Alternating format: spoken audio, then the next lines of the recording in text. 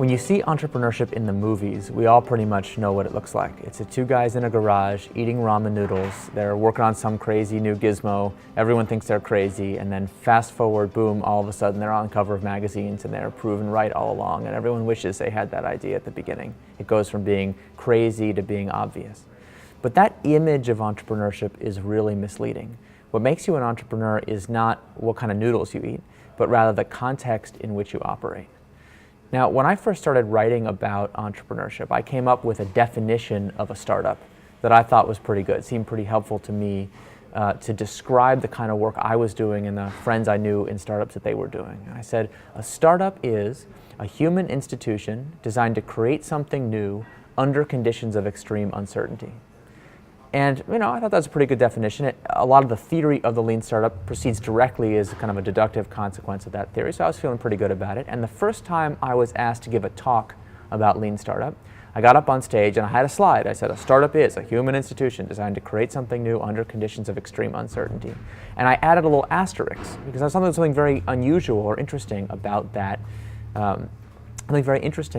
definition. It doesn't say anything about what industry you work in. It doesn't say anything about how big your company is or even what sector of the economy you're working in. And so I said very confidently, this is a theory that could apply to anyone who's engaged in innovation, creating new products and entrepreneurship anywhere in the world, anywhere in the economy. Don't just have to be in a venture-backed company in Silicon Valley. Now, to be honest, I had no idea if that was true. At the time, I was just trying to act confident and tell my theory and mention this consequence. And from that very first time, after my talks, I've now spoken about Lean Startup hundreds of times since then, people have come up to me invariably every time to say, hi, I am an innovator too. I'm an entrepreneur, but no one thinks I'm an entrepreneur. I, in some cases, work in a big corporate environment, working on a new product introduction. Or I often meet people, who are just tinkering in their garage by themselves. They're not a venture-backed Silicon Valley entrepreneur. They're just building their one e-commerce website and everything in between. The stay-at-home mom who's got a business on the side, the school kids who do something to raise money for their school. I meet nonprofits. I've even met people inside the federal government who are, in every respect of the word, entrepreneurs. And so when I say entrepreneurs are everywhere, what I mean is that entrepreneurship is a worldwide, universal phenomenon that is embedded into the very fabric of our economy. And the problem that we've been having as entrepreneurs of all kinds is that the prevailing ideas about how to do entrepreneurship aren't very good. In fact, they mostly come from the movies and magazine articles about the two guys eating ramen noodles. There's something really cool going on in the world today. There, I think, are more entrepreneurs practicing right now than at any time in history. And the reasons for that are pretty simple. You got to go all the way back to our good friend Karl Marx.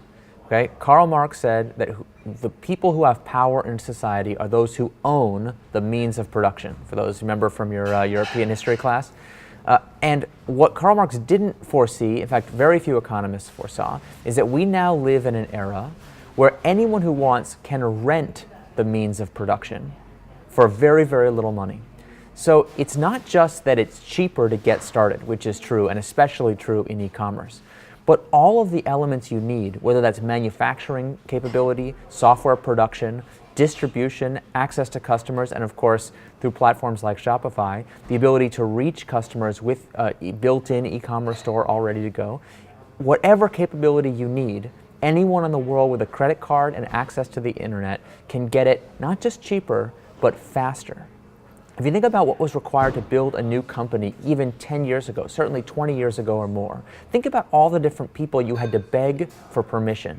Right? You had to be able to manage the warehouse and the factory. Think about the distribution deals you had to sign with other companies, the advertising budgets you needed to get approved. Of course, in order to do all that expensive stuff, the venture capitalists you had to negotiate with, the potential partners you had to get permission from, the advertising agents, the publicists. I mean, it really adds up.